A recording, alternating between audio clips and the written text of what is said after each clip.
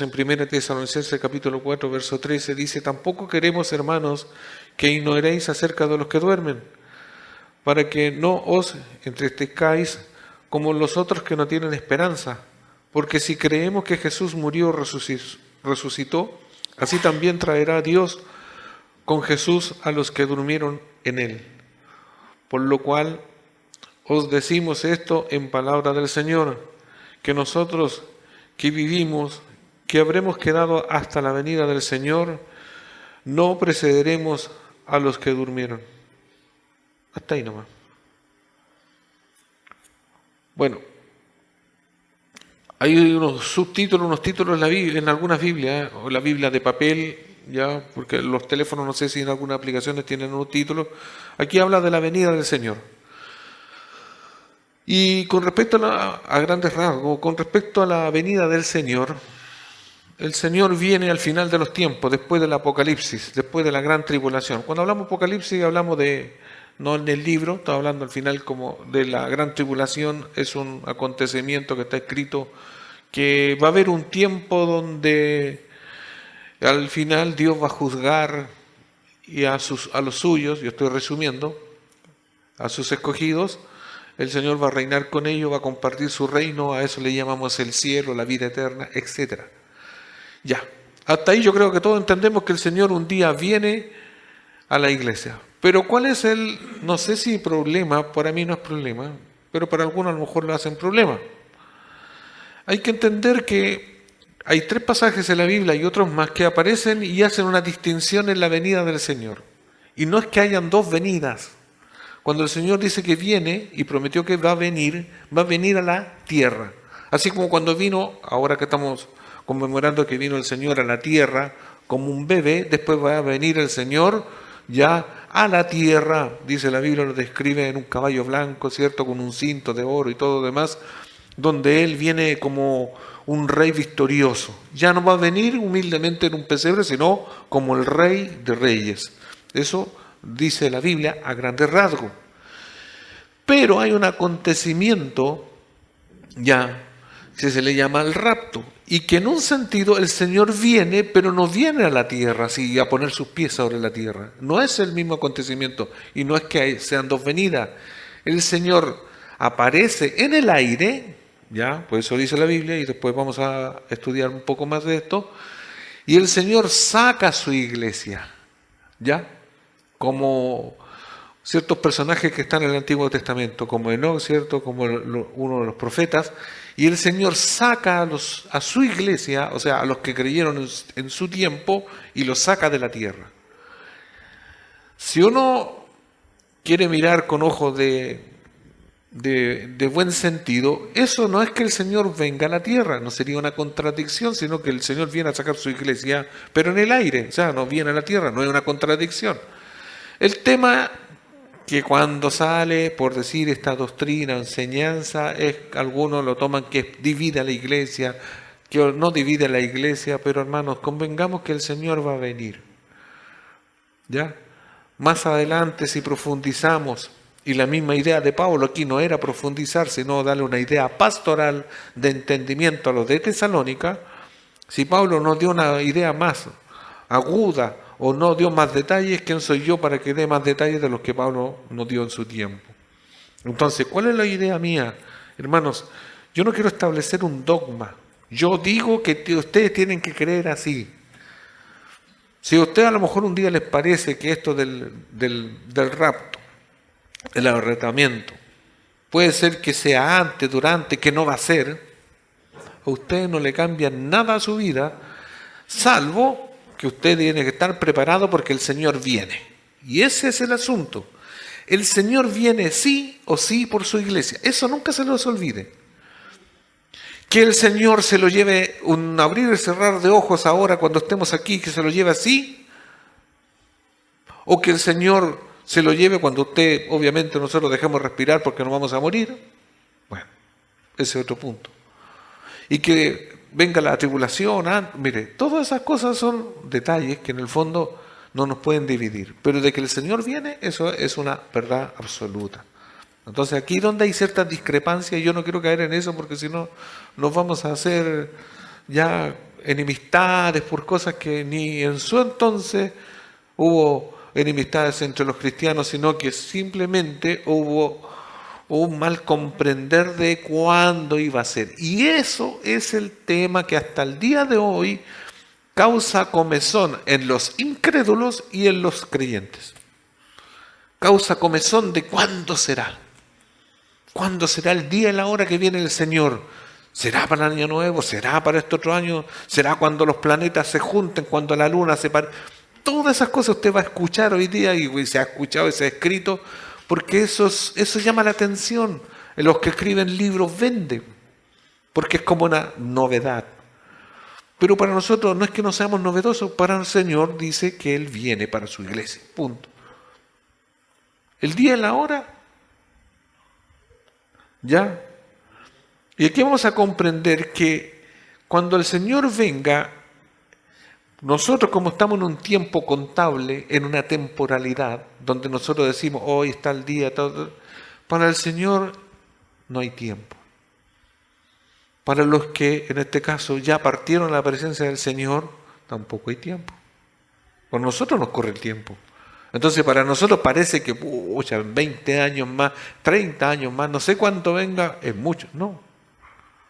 Después nos vamos a dar cuenta que es Dios vino y va a venir en el tiempo que corresponde, en el que Él estime conveniente, y ese va a ser el tiempo exacto. Ya, vamos al tema.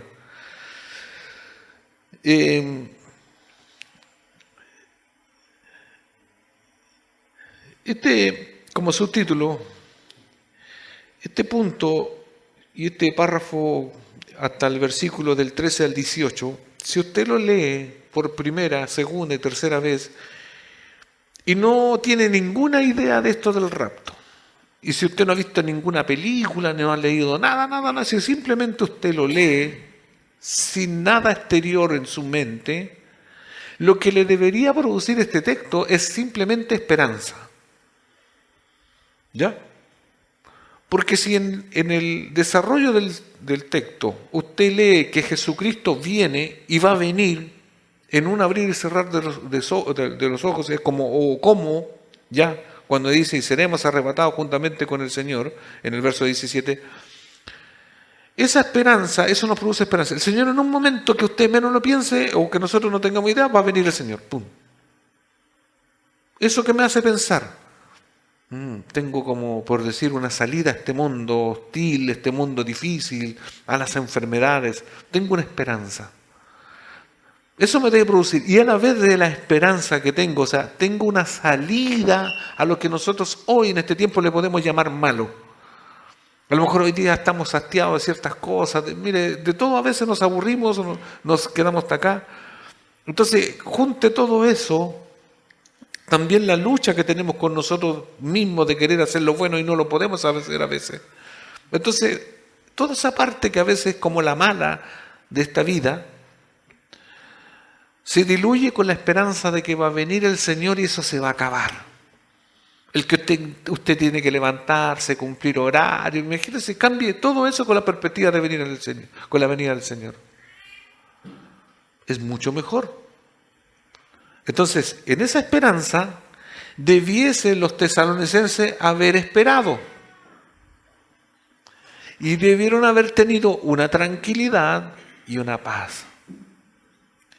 Mire, yo voy a tratar de dar ciertas ideas para reflejar un poco o ciertas ilustraciones. Cuando usted tiene que pagar, por ejemplo, una cuota a fin de mes, algo que usted debe, ¿ya? Mientras está, por ejemplo, en el día 10, el día 30 lo ve muy lejos, ¿sí o no? Y usted está esperanzado, todos tenemos una esperanza común, de que cuando va a llegar el fin de mes, por fin voy a pagar, supongamos que la última que me queda. ¿Cómo está su esperanza? ¿Cómo está su deseo, su anhelo? A lo mejor llevaba pagando 24 cuotas, no sé cuántos años, pero cuando queda la última sucede que como que hay una ansiedad. ¿Por qué? No estoy diciendo que todo les pase, pero puede ser que nosotros nos podemos poner ansiosos para salir de eso. Y obviamente cuando va faltando poco, usted se puede hasta pasar películas y decir, pucha, y si no me pagan, y si esto, si lo otro, si me enfermo. Pero se produce como una conmoción en uno mismo de manera natural, en esta ilustración que estoy dando. Pero el Señor, guardando las proporciones, cuando el Señor dice que viene, ya le dijo anteriormente en los versos anteriores que tenían que trabajar y que tenían que estar quietamente, que tenían que estar en tranquilidad. Y eso es lo mismo que nosotros, si el Señor dice que viene, es como ya viene la paga, ya viene la retribución, estemos tranquilos. Ocupémonos no del día que viene, sino ocupémonos en el hoy. ¿Ya? Ocupémonos en el hoy. ¿Qué es lo que Dios hoy ha mandado? Teniendo en cuenta que el Señor sí viene. Pero cuando el Señor venga y el día que Él quiera, que viene como la buena noticia para nosotros, eso me debe dar paz, tranquilidad, me debe dar ánimo. Y también la expectativa de saber que el Señor en cualquier momento viene. Por lo tanto, mi conducta ante esa premisa de que el Señor viene debe animarme a estar a cuentas todos los días, porque como no sé, como en otro lado dice que va a venir como un ladrón, ¿ya? Que va a venir como de manera inesperada. Por lo tanto, todas esas variantes nos debe llevar a pensar y animarnos. Yo sé que el Señor viene pronto, punto número 1. Entonces mi conducta debe ser cada día procurar que sea mejor, intachable, porque no vaya a ser que, no sé, yo en una hora más esté blasfemando, por decir, mintiendo y en ese mismo instante venga el Señor por mí. Sería feo que nos pille haciendo cosas que no corresponden. ¿Se entiende un poco la lógica? Porque el Señor quiere que nosotros nos mantengamos en su santidad, etc. Entonces, dentro de esa esperanza de que el Señor viene, de esa lógica que el Señor viene pronto y que el Señor va a venir por su iglesia, de acuerdo a este párrafo que vamos a ir desarrollando, que el Señor va a venir en el aire, ¿cierto? Y va a sacar a su iglesia, hay algo que preocupaba a los de Tesalónica o a los tesalonicenses. Supongamos nosotros somos los tesalonicenses y Pablo nos había dicho a nosotros que el Señor viene por nosotros. Pero cuando lo dijo, entre tanto de un periodo de tiempo, algunos fallecieron. Y la duda era qué pasaba con los que habían fallecido. ¿Ya? Ese era el punto. Es como yo voy a fallecer a todos los que están a este lado. Hipotéticamente. Desde cuando estábamos, Pablo y habló que el Señor venía pronto, todos los de aquí se fallecen y nos quedamos nosotros a este lado. Y la duda natural, acuérdense que ellos, hay que comprender un poco el contexto histórico. Ellos no tenían más escritura, no estaba toda la Biblia como nosotros la tenemos. Estaba la narrativa de Pablo, que el Señor iba a venir. Obviamente algunos acontecimientos, ¿cierto?, eran orales, no tenían todas las Biblias, no tenían Biblias como nosotros. Entonces, al decir eso, ¿qué podríamos haber pensado nosotros? Si el Señor viene y nos lleva a nosotros que estamos vivos, ¿y qué pasa con los que ya se habían muerto? Esa era la duda. Para nosotros a lo mejor ya sabemos porque tenemos toda la Biblia y la Biblia en otra parte de la Biblia sabe, o sea, nos dice qué pasa con los que murieron en el Señor. O no todos sabemos, pero ahora lo vamos a tratar de aclarar. Porque esa era la duda que ellos tenían y Pablo trata de aclararla. Y entiéndase bien, Pablo lo trata de aclarar o la aclara de una manera pastoral, no tanto doctrinal. No da tantos detalles, sino que da consuelo. Eso es cuando la mirada pastoral. Entiéndase un poco. Si alguien necesita consuelo, una hermana o un hermano en un minuto X, ¿es necesario que el pastor le cite toda la Biblia? ¿Es necesario que el pastor le diga, mira, la doctrina de la salvación es esta, mire, esto va a pasar, esto, y le hable del infierno, le hable de esto, le hable... Cuando una persona tiene una tristeza, tiene algo que le embarga, ¿es necesario que el pastor le enseñe un libro de teología? ¿O es necesario una mirada pastoral? Llorar, consolar, abrazar, hasta quedarse callado y acompañar es más que suficiente. Que hablar de toda la Biblia y citar toda la Biblia. Algo parecido es acá. Pablo quiere darle un sentido pastoral de consolar, de apacentar. ¿Ya? Entiéndase usted, si usted a lo mejor han tenido la oportunidad de ir al campo y ver una oveja y todo esa dinámica, ¿cierto? Cuando la oveja se extravía y se va, ¿cierto? ¿Qué hace el pastor? La trae y la pone junto con las demás ovejas. Pero imagínese un pastor falto de entendimiento diciéndole a la oveja así, animal, ¿cierto? Mira oveja, lo que pasa es que cuando tú traes, la oveja va a seguir siendo oveja y va a estar ahí.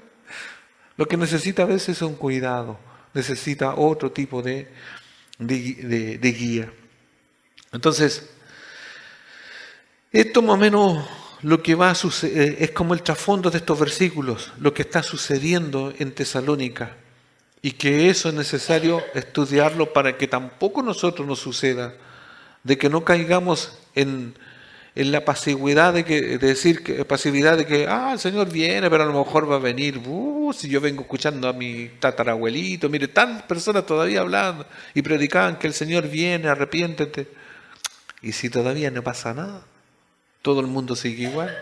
Bueno, el tema es que no sabemos el día ni la hora. El estudio de los últimos tiempos es la pasión que consume a muchas personas en la iglesia de hoy. El tema más recurrente o la pregunta más recurrente en cualquier tipo de iglesia ya es ¿qué va a pasar en la tribulación, al final de los tiempos, cuando viene Cristo? Es algo que en la iglesia que usted esté, si habla de ese tema, y se arma la conversación. Le preguntan a los que saben un poquito más y dicen, no, si el Señor viene tal, mire, yo creo que mire cuando la conjunción de Júpiter con no sé quién. Y ahora como hay redes sociales, como ahora hay internet y todo lo demás, escuchan a algunos que son sensacionalistas, que algunos quieren figurar y que dicen, mire, yo creo que viene. Y cuando se meten en ese tipo de cosas, porque si ni la Biblia lo dice, ¿cómo alguien humano en este tiempo va a tener una revelación? No, es mentira. Entonces, es un tema a abordar, es un tema que comúnmente llama mucho la atención. El año pasado queríamos abordar un poco esto y traer un pastor, pero no se pudo, para que nos enseñase un poco esto de la escatología o el estudio del final de los tiempos. Por razones que solamente está la providencia de Dios, no vino y no pudo.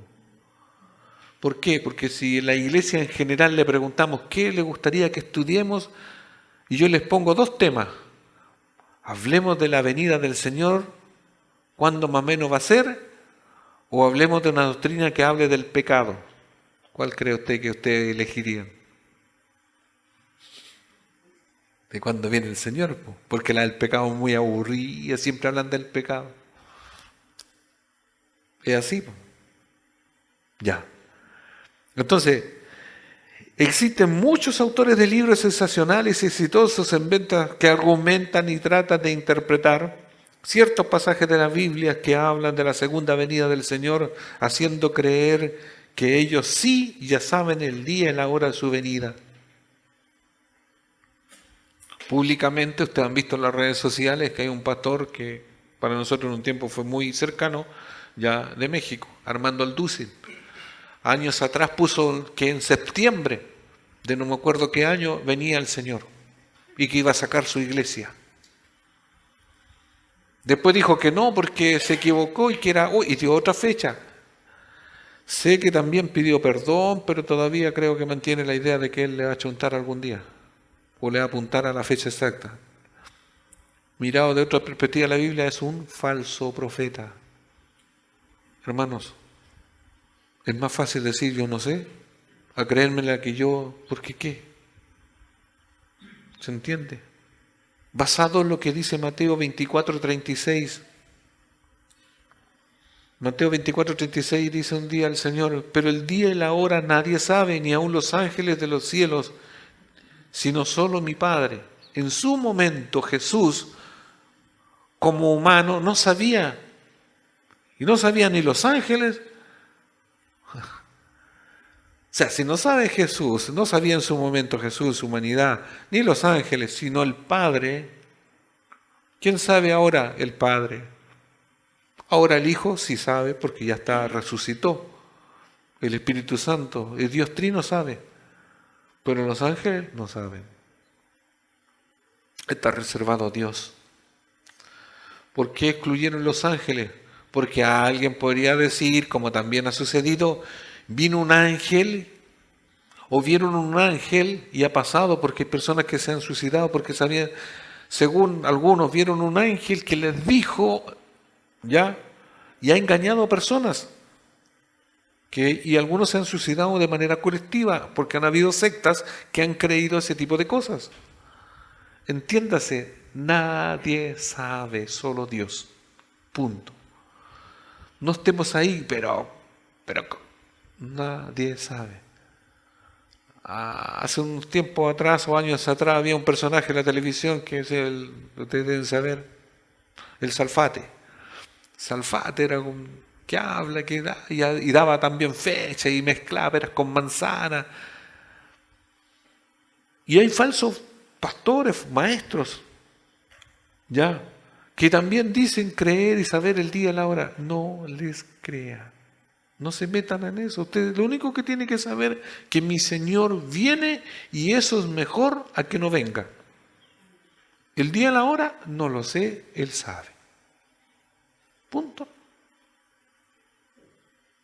Entonces, claro, algunos se han hecho famosos escribiendo libros, pero engañando a la gente. Por desgracia, algunas personas quedan todas atrapadas en ese tipo de estudios o libros de escatología. Escatología es el estudio del final de los tiempos. ¿Ya? A veces es más fácil resumir todo eso para decir escatología. Que pasan por alto los principios básicos del crecimiento espiritual y evangelismo de la segunda venida y de lo que ella debería motivar. De todos los eventos del fin de los tiempos, el arrebatamiento de la iglesia es el que parece generar más interés y debate. De hecho, hay canciones ya cristianas, hay películas del rapto, del arrebatamiento. Hay una canción que se escucha en la radio, así como bien. Cuando, no me acuerdo, se me olvidó un poco la letra, pero cuando se escucha en las calles, así como el llorar. Hay películas así que salen que va un avión piloteando, ¿cierto? Piloteado por un piloto, obviamente, y de repente el piloto se va. Y el avión se estrella porque era creyente y quedan algunos. Bueno, películas, cosas. Entonces eso llama la atención entre ciencia ficción y...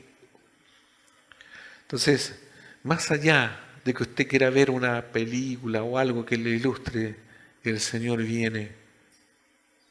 La iglesia joven de Tesalónica también tenía preguntas sobre este suceso, de modo que Pablo se centra en esas preocupaciones en este pasaje.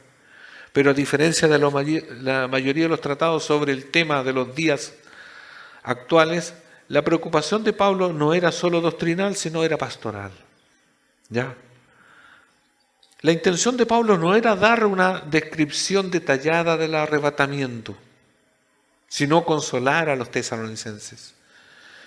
Tengamos en claro que Dios, cuando quiere ser exacto y detallar algo, pero exacto con lujo de detalle, lo hace. Y cuando no, no. Cuando Dios describe desde el Antiguo Testamento dónde iban a ser el Mesías, el Cristo, da lujos y detalles. En una ciudad, la más pequeña, Efrata, Belén, ya iban a ser, cómo iban a ser, de quién iban a ser, todo eso hay en una cantidad de profecías que se cumplieron al pie de la letra. Por eso nosotros decimos que este evento no se puede falsear. O sea, cuando Cristo viene por primera vez, todo se dijo antes proféticamente. cómo iba a nacer, cómo iba a vivir, cómo iba a morir y de qué iba a morir y cómo, todos los detalles. Pero en otros aspectos Dios nos da esos detalles. ¿Por qué? Porque Dios es Dios. Los secretos de Dios son de Dios. Y lo que quiere que sepamos, lo tenemos. El resto, hermanos, son simplemente especulaciones, deseos de nosotros. La intención de los otros dos pasajes neotestamentarios que explican al arrebatamiento también es aportar consuelo, aliento para los creyentes, no alimentar sus especulaciones proféticas. Aquí voy a citar y leer dos pasajes que también apuntan a este acontecimiento ya del arrebatamiento o podríamos también como sinónimo, al extraer a la iglesia de esta tierra, ya en un zarpazo, a sacar la iglesia. De hecho, hay algunos que dicen que la palabra rapto, arrebatamiento no aparece en los originales. Bueno, me tuve que dar el trabajo y sí aparece la palabra. Y de ahí una palabra deriva del otro. Entonces arrebatamiento es ser sacado como un zarpazo, ¿sí? ¿Ya? Extraer algo de manera repentina, así abrupta. Así. Por eso es un abrir y cerrar de ojos. ¿Cuánto se demora usted en abrir y cerrar los ojos ahora? Mire cuánto parpadeó ya en este... ¿Ya? Entonces, ¿cuál es el punto? De que esto se produce, que algunos que no creen y los que creen quieren mandar a los unos y a los otros. Por eso yo le dije al inicio, yo no trato de convencerlos de que usted crea o no crea, pero si la Biblia dice que algunos van a ser sacados, ¿qué cree que le diga si lo dice ahí? ¿Ya? Está claro en el pasaje. Y por eso otros pasajes hablan como Juan 14 del 1 al 3. Juan 14 del 1 al 3. Dice, versión Reina Valera, Juan 14, del 1 al 3 dice, no se turbe vuestro corazón, creéis en Dios, dice, creed también en mí. En la casa de mi Padre muchas moradas hay. Si así no fuera, yo os lo hubiera dicho. Voy pues a preparar lugar para vosotros. Y si me fuere y os prepararé lugar donde otra vez, dice, vendré otra vez. Y os tomaré a mí mismo para que en donde yo estoy, vosotros también estéis. Ahí habla de que vendrá otra vez. Pero el Señor fue a preparar morada, un lugar para nosotros. Entonces el Señor viene de nuevo. Nótese que el pasaje no dice, mire, voy a venir en febrero, en el verano, no, mire, cuando en él no dice nada absolutamente de ese. Pero el contexto que inmediato dice, y la idea central es, yo voy a ir a preparar un lugar y vuelvo. ¿Se entiende? Eso, ¿cuáles son las preocupaciones que medianamente tiene toda la gente, la juventud, por ejemplo? ¿Dónde vivir? ¿Dónde tener una casita? ¿Sí o no? Entonces, eso es natural. Un lugar seguro. ¿Dónde podremos...? El Señor ya se ocupó de eso, o se está ocupando, por decir, en nuestro tiempo, si leemos el pasaje.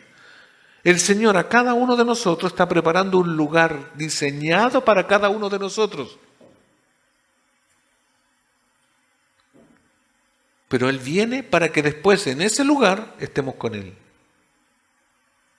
O sea, todo lo hace el Señor. No vamos a llegar, por decir así, a la manera chilena, ¿cierto? Vamos a llegar allá, así como con los brazos atrás, o no sé dónde se ponen los brazos usted, al cielo. ¿Dónde? No. O nos van a dar a elegir porque estaríamos nosotros, bueno, con nuestra mente, pero con esa otra no. No, yo quiero para allá. Ya, yo quiero vivir en los altos del cielo. Porque los bajos del cielo no. ¿O no? Porque aquí dividimos por clases sociales, lo alto, ¿se da cuenta, no? ¿A dónde va a ir a vivir usted en el cielo? En la quebrada del cielo. Hermanos, Dios está preparando un lugar perfecto. ¿Cómo será, cómo es y qué don chico o grande va a ser tan perfecto? Porque Dios es perfecto.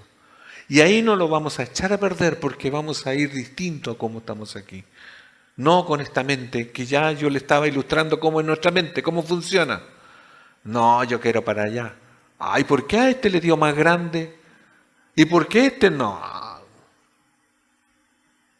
No tengo nada con las mujeres, pero van a decir, yo lo hice pintado de otro color.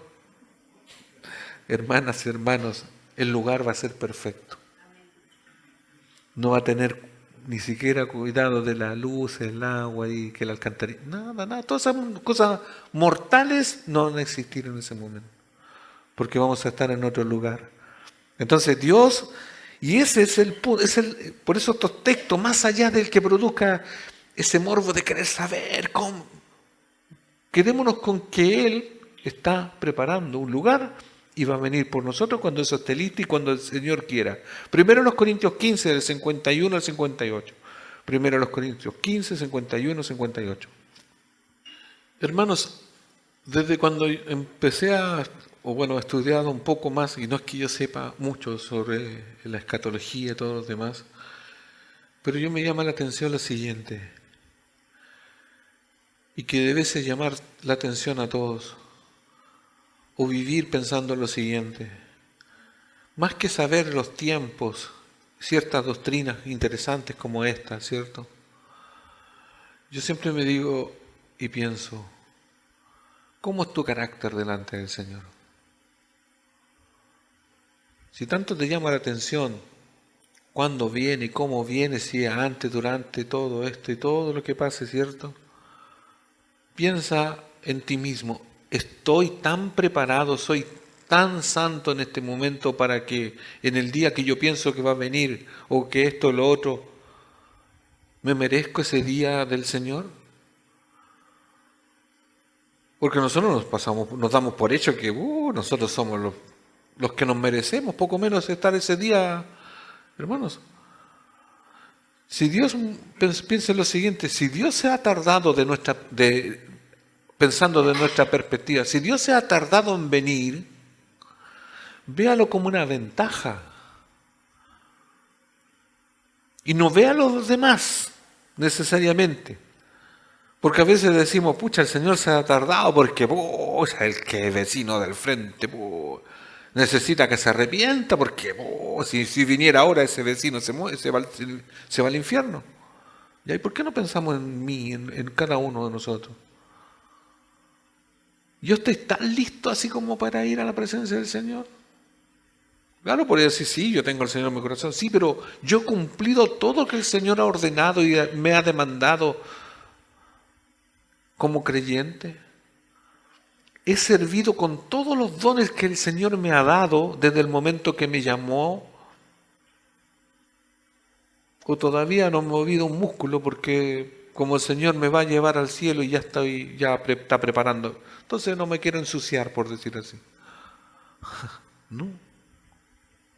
¿Se dan cuenta que ahí es cuando nosotros tenemos que mirarnos a nosotros mismos y decir, ¿qué he hecho en todo este tiempo? ¿Cuáles son las obras como hemos estado estudiando de manera paralela en Santiago? ¿O yo estoy estancada alguien? ¿Se entiende? Entonces toda esta dinámica nos debe llevar a pensar ¿qué hacemos? Porque posiblemente cada uno de nosotros en esta supuesta tardanza del Señor hemos estado perdiendo el tiempo. Primero los Corintios 15, 51, 58 dice, he aquí os digo un misterio. Ahí ya aparece la palabra misterio. No todos dormiremos, pero todos seremos transformados en un momento, en un abrir y cerrar de ojos. Al final, trompeta dice, porque se tocará la trompeta y los muertos serán resucitados incorruptibles y nosotros seremos transformados, porque es necesario que esto corruptible se vista de incorrupción y esto mortal se vista de inmortal. Y cuando esto corruptible se haya vestido de incorrupción y esto mortal se haya vestido de inmortal, entonces se cumplirá la palabra que está escrita, sórdida es la muerte en victoria. ¿Dónde está, oh muerte, tu aguijón? ¿Dónde, oh sepulcro, tu victoria? Ya que el aguijón de la muerte es el pecado, el poder del pecado, la ley. Mas gracias sean dadas a Dios que nos da la victoria por medio de nuestro Señor Jesucristo. En un momento, dice el verso 52, en un abrir y cerrar de los ojos, al final de la trompeta, porque se tocará trompeta y los muertos serán resucitados. Hermanos, en un momento, este pasaje paralelo a lo otro que estamos viendo, el Señor viene por nosotros. ¿Se entiende? Y eso va a ser, y los que estén vivos, los que estén muertos. Cuando Pablo estuvo con los tesalonicenses, les habló obviamente de la venida del Señor, pero aparentemente, y eso lo he estado diciendo hace rato, por las dudas que ellos tenían, se le había dicho muchos detalles de los cuales tenían sus dudas, sobre todo qué pasaría con los muertos, en especial aquí lo que trata el pasaje. ¿Qué pasaba con los muertos? Esa era la duda. Verso 13, tampoco, de 1 Tesalonicenses, el que estamos, dice, tampoco queremos, hermanos, que nos leáis cerca de los que duermen.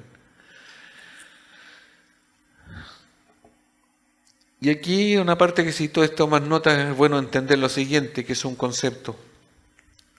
La preocupación principal de Pablo es ir y tratar la cuestión de los que duermen. Si bien la palabra koimao, que se traduce dormir, se puede usar para dormir normal, como cuando uno tiene sueño, Mateo 28:13. Ahí se usa la misma palabra, tiene dos usos. Yo les voy a agregar otro uso, de ahí van a entender.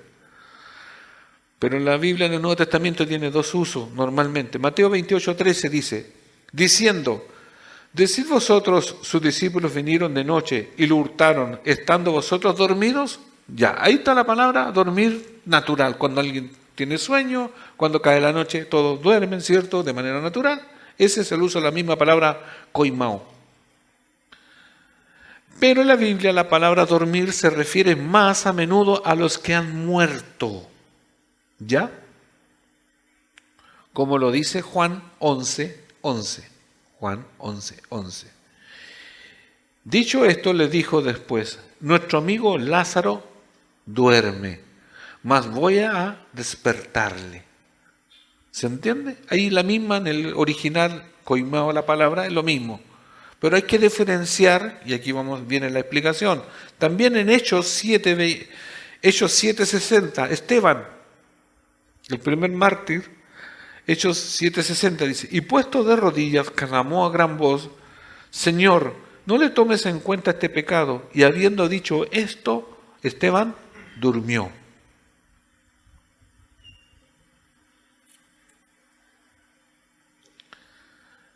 Como un contraste acá en el verso 14, de ahí mismo de Tesalonicenses. A los que duermen se les dice como los que duermen en Jesús. Mientras que en el 13 se refiere a aquellos que duermen continuamente con un curso normal de vida en la iglesia. Hermanos, como una expresión poética, o por decir suave, agradable a los cristianos que fallecen, se les dice que están durmiendo. ¿Ya? Y se hace una diferencia con la muerte como tal. Entonces, y lo vamos a ver, o cuando usted lea la Biblia, entonces cuando se refiere generalmente, en un buen sentido, a los creyentes cuando dejan de existir, de respirar en esta tierra, se les dice que están durmiendo. Como dice alguien por ahí, muertos pero despiertos. Y van a entender que es algo parecido. O sea, durmiendo pero despierto. No, sí, suena chistoso o contradictorio, pero es verdad. Porque vamos a ver con las Escrituras que los que duermen, ya, Y se entiende que cuando uno duerme no puede estar despierto, pero en el momento de dormir o morirse, automáticamente, de manera instantánea, en la presencia de Dios está despierto. ¿Se entiende? Está consciente. No así cuando uno duerme de manera natural. Por eso hay una diferencia. Cuando uno duerme de manera natural, pierde la conciencia.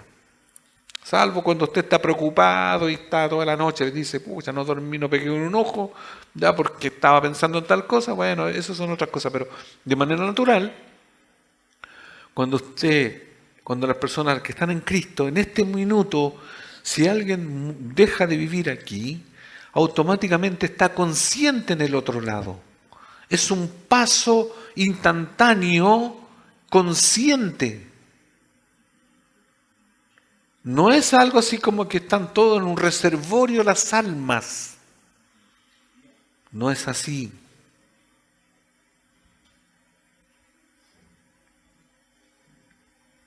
Entonces, estos tesalonicenses estaban preocupados por sus hermanos creyentes que continuaban durmiendo, o sea, muertos en su entonces.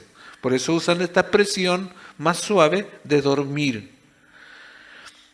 Y esto, hermano, que voy a leer ahora es muy importante que ustedes se lo graben y lo tengan en claro. ¿Ya? Es importante recordar que el Nuevo Testamento, dormir se aplica solamente al cuerpo. ¿Ya? Es importante recordar que el dormir se aplica solamente al cuerpo, nunca al alma.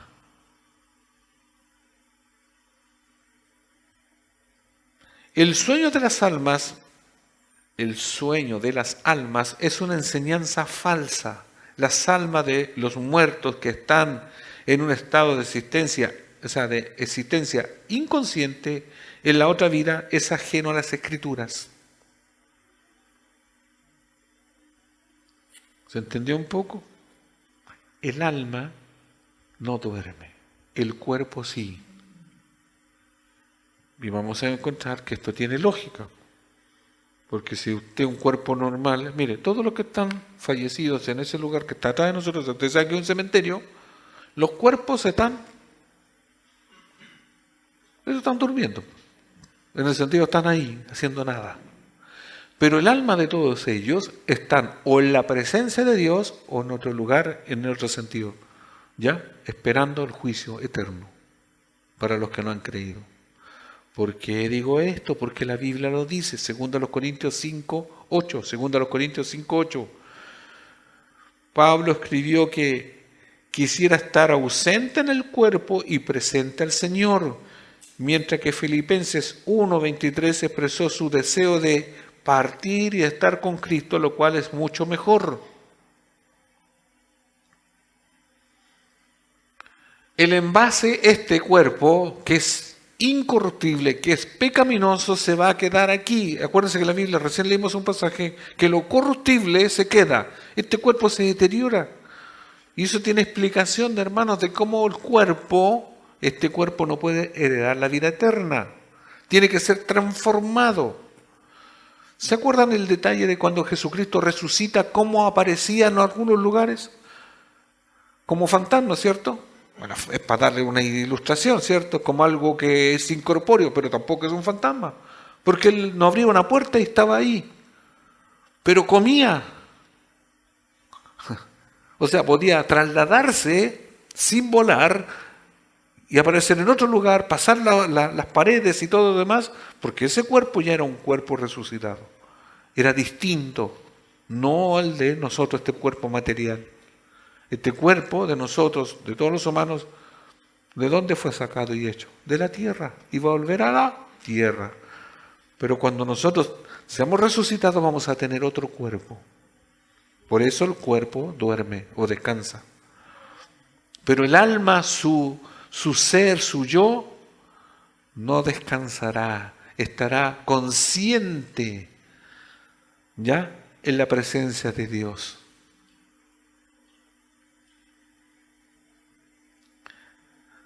Entonces, dice, tal enseñanza nos dice que los creyentes nos dice a los creyentes, y cuando duermen van de manera consciente a la presencia del Señor. Pues, ¿cómo puede ser la inconsciencia muchísimo mejor que la comunión consciente con Jesucristo en la vida eterna? Como digo yo, ¿cuál sería el brillo de que estamos así? Porque así pensamos, como se acuerdan esos cuentos, la bella durmiente así no es, ya que está ahí, que en un sueño profundo y todo eso. Ya, todas esas cosas son que se inventan. Usted va a estar en la presencia del Señor consciente. Esto, hermanos, entiéndase, es instantáneo. Es un segundo que nosotros no sabemos cuál es. Si su familiar ha creído en Jesucristo y ya partió, está consciente en este segundo, en el segundo que usted pensó, que dejó de respirar en esta tierra, en el otro segundo, o menos de ese mismo segundo, está la presencia del Señor, consciente con Cristo. Y eso es infinitamente mucho mejor.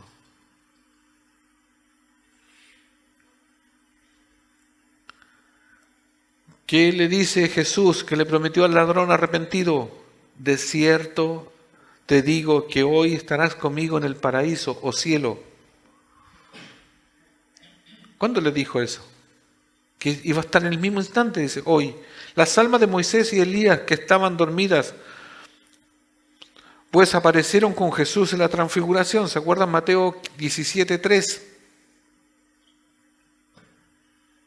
Cuando tienen este hecho ya poco usual, obviamente, aparecen Moisés y Elías. Y eso para nosotros es como incomprensible. ¿Y cuántos siglos antes habían muerto? Pero se concuerda con el concepto de dormir. Ellos simplemente estaban dormidos en el sentido coloquial o suave, pero ellos estaban conscientes. Por eso el Señor los trae. Ni las almas de los mártires de la tribulación, en Apocalipsis 6, del 9 al 11, quienes están ya también están despiertas, están conscientes. Apocalipsis 6, del 9 al 11.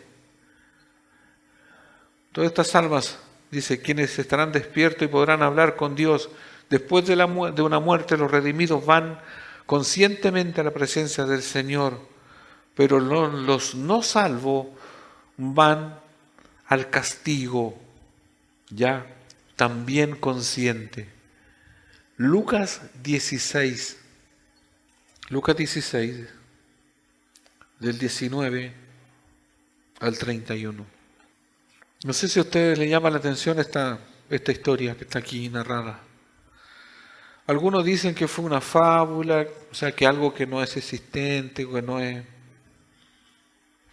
Yo creo que el Señor, es mi convicción que esto es real, obviamente.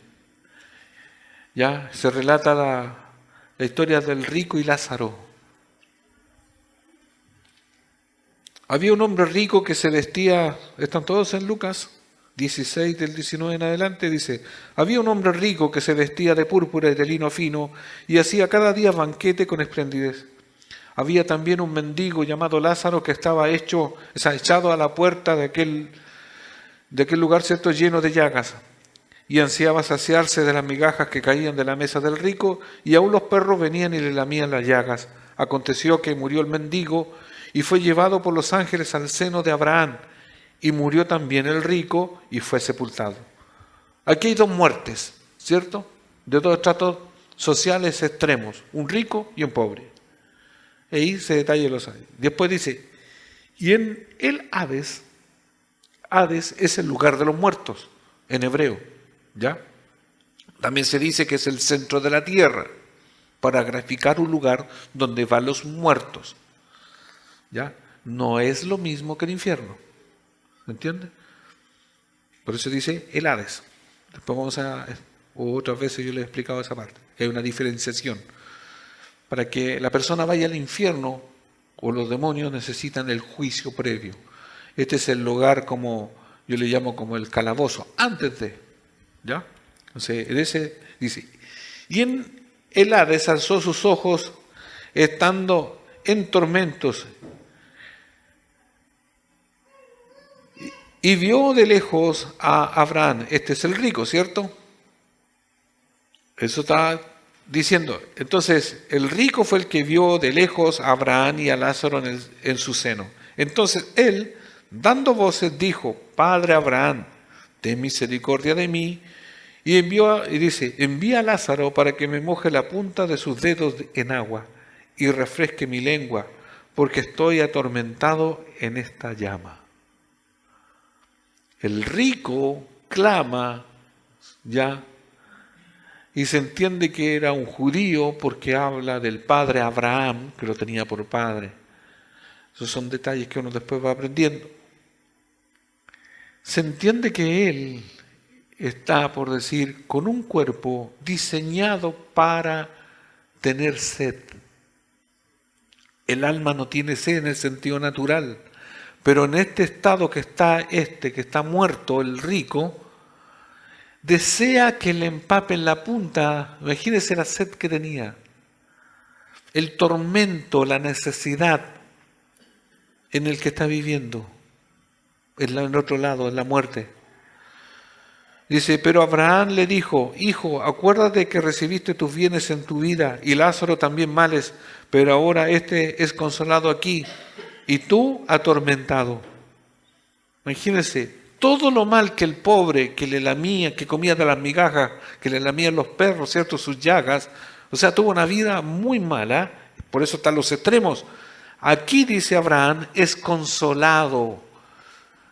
En la otra vida, lo que usted parece que esta vida fuera, como digo yo, una pellejería, fue todo, como tan así que usted dice que su vida no ha sido como, ay, los ricos hacen acá, yo no, tengo que levantarme. Y todo, yo sé que ustedes todos luchamos con esas cosas, ¿sí o no? Que en el invierno el agua está muy fría, en el verano está muy caliente, ya. Todo lo que considera malo en el otro lado va a ser un consuelo, va a ser distinto. Todo va a ser mejor, pero no así en el contraste para el que no creyó. Más allá que fue rico, ¿por qué se le añade que fue rico? Entendiendo que aquí lo pasó el después. Pero más allá de eso es porque no creyó.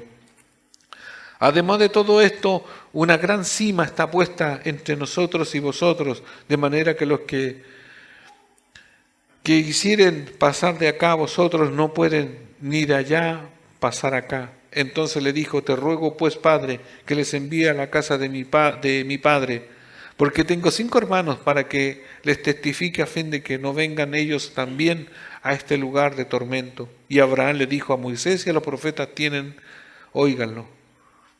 Este rico quería que mandaran a un criado o a alguien, ¿cierto?, a avisarle a los que estaban en la tierra vivos todavía. Pero ¿qué le dice Abraham? A Moisés y a los profetas tienen. ¿Qué les quiso decir? Tienen en este caso tienen el Antiguo Testamento. Moisés y los profetas están aquí en el Antiguo Testamento. O sea, ¿qué les dijo? En palabras más simples, a los que están ahí, obedezcan y hagan lo que dice la Biblia. Punto.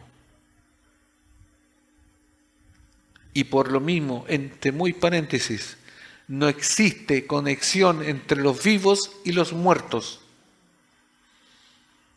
Si usted creía de que usted se comunicaba con su abuelita, con su tío,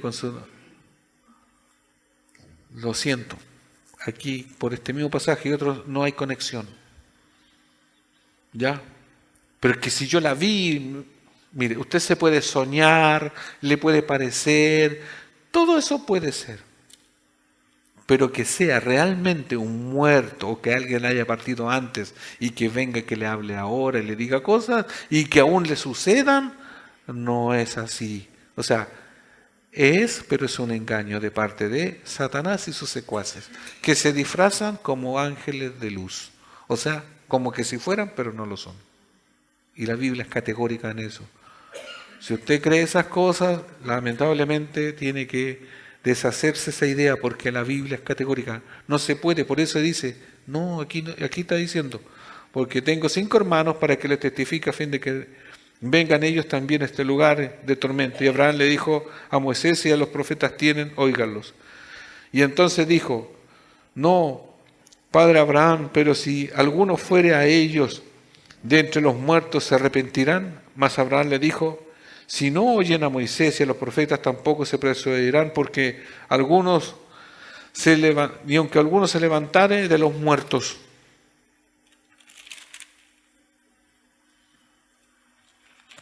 Hermanos, si hoy se levantara un muerto y al que no quiere creer le diga, mira, ya, la Biblia es categórica en eso. Volviendo a la idea, Pablo les quería decir y consolar que no debían estar tristes para que no os entristezcáis como los otros que no tienen esperanza. Los tesalonicenses que estaban vivos no podían y no debían estar tristes porque los que le precedían estaban conscientes de la presencia del Señor. No así ya con los otros. ¿Cuáles son los otros? Los que no tienen esperanza, porque ellos estaban en tormento. Esa es la diferencia, por eso leímos Lázaro. Estaban en un lugar mal. La muerte generalmente genera miedo por el hecho de una separación del ser querido, por amor, apego, costumbre, también el no saber qué pasa. La muerte, como definición, no es solamente dejar de respirar, es una separación, ¿ya? Y obviamente toda separación produce desazón, produce algo, una emoción en nosotros, produce incertidumbre. Por eso decía, en algunos produce miedo. Si su ser más querido, piense en su ser más querido, hoy en este minuto, su hija, su hijo, su mamá, mire quien sea, le dice, voy a ir hoy, en este tiempo, le dice, voy a ir a Talca y me voy a hospedar en un hotel, en la dirección tanto, en la habitación tanto, y le da todas las coordenadas, ¿dónde va a estar? ¿Qué le va a parecer a usted? ¿Qué le va a dar? Le va a dar naturalmente despreocupación porque usted sabe que está en Talca, está a cierta distancia, está en cierto lugar, en cierto barrio, y usted puede tener una conexión o ya sabe dónde está de manera natural, física, ¿sí o no? Eso da un poco de tranquilidad, hablando en un plano natural. Pero si ese mismo ser querido, apreciado por usted, le dice que va a ir a un lugar, ¿a dónde? No sé todavía. ¿Y dónde te vas a quedar? Tampoco lo sé. ¿Qué le produce? Las mamás, los papás, de manera natural, ¿qué le van a decir a los hijos? ¿Pero cómo voy a saber de ti? El cónyuge, la esposa, el esposo, se le dice, no, yo voy a ir a trabajar, ¿a dónde? No sé, ahí veo. O cuando esté en el trabajo te digo más o menos dónde estoy. ¿Qué le produce? Un desconcierto, o sea, algo de un descontentamiento porque en el fondo usted no sabe. Pero como la Biblia es clara y precisa, ya todo nos dice que si usted o yo vamos a la presencia del Señor, o sea, dormimos, estamos en el cielo, en un lugar que Dios preparó, lugar para nosotros. O sea, ya sabemos dónde estamos. O dónde vamos a ir, como quiere llamarle. Y eso es un consuelo, es una certeza. Por eso hay religiones que dicen, mira, a lo mejor se van a reencarnar y después cuando se reencarnen no sé cuántas veces, o no, mire, el cielo no existe o no hay nada.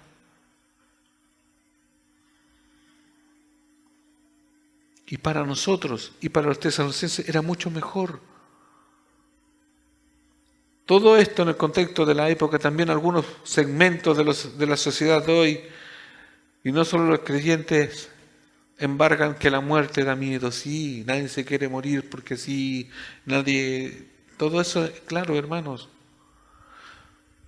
Pero la Biblia nos da ese consuelo, que los que han creído están conscientes de la presencia del Señor. ¿Ya? Y que eso obviamente es mucho mejor. Egoístamente nosotros queremos tener a nuestro ser querido con nosotros. Obvio. Por el apego.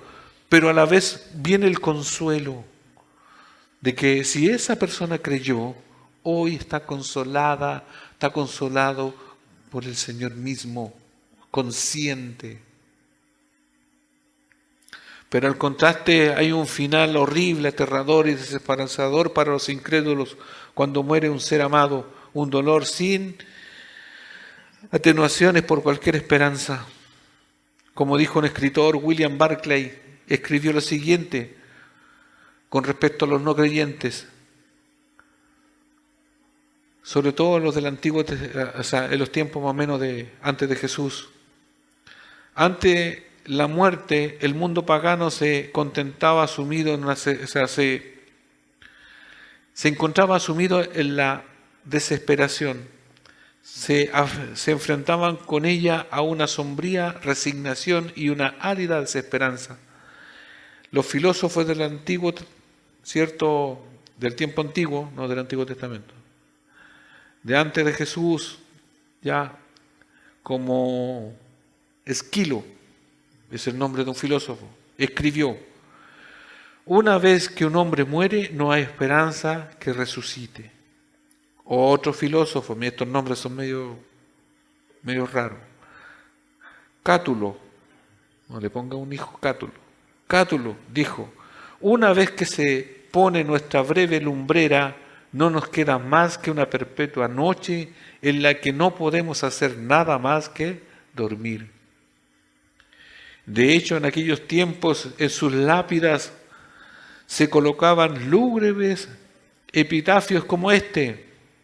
Miren lo que le colocaban en las tumbas, en los epitafios. No era, llegué a ser, ya no soy, no me importa nada. Es como que la vida, ¿me se dan cuenta? Incluso algunos paganos e incrédulos de la época de Pablo y de hoy creen en la vida más allá de esta o en la resurrección, pero no tienen la certeza y convicción que da el Espíritu Santo. Se aferran, por decirlo así, a una débil y falsa esperanza. Nosotros, más allá de tener una convicción, en el creyente el Espíritu Santo, el Espíritu de Dios, nos da la garantía de la resurrección. En cada uno de nosotros, el Espíritu Santo nos da la certeza y esa convicción, esa una convicción interna que su ser querido, si ya partió a la presencia del Señor, es así. Y porque también cuando nosotros vamos a la presencia del Señor, va a ser de lo mismo. Y eso lo pone el Espíritu Santo. No es una leve idea de nosotros. No es un pensamiento impuesto por alguien. ¿Se da cuenta? No es que nosotros les enseñamos, por decir así, y que ustedes van el pastor lo dijo. No, más allá que yo lo lea, el Espíritu de Dios nos da esa convicción. Es algo certero. Como dice alguna pasaje de la Biblia, es ciertísimo, queriendo decir que sí es sí y sí. A diferencia de los incrédulos, los cristianos nunca tienen una despedida final entre ellos. ¿Se entiende esto? Tiene poco, cuesta comprenderlo, pero para nosotros no hay una despedida. ¿Cómo que no? Si yo ahora no... Pero después nos vamos a dar cuenta, cuando también nosotros partamos de este mundo, vamos a decir que era como que no pasó el tiempo. Habrá una reunión de todos los creyentes con Él. Las separaciones en esta vida son solamente temporales. Como lo dice en 2 Tesalonicenses 2:1, dice: ahora, amados hermanos, aclaremos algunos aspectos sobre la venida de nuestro Señor Jesucristo y cómo seremos reunidos para encontrarnos con Él. Entonces, la ignorancia de los de Tesalónica sobre el arrebatamiento les causaba dolor, Por eso Pablo explicó ese suceso meramente para darles esperanza y consuelo y les dio una descripción en 4 partes que las vamos a ver la próxima semana en adelante.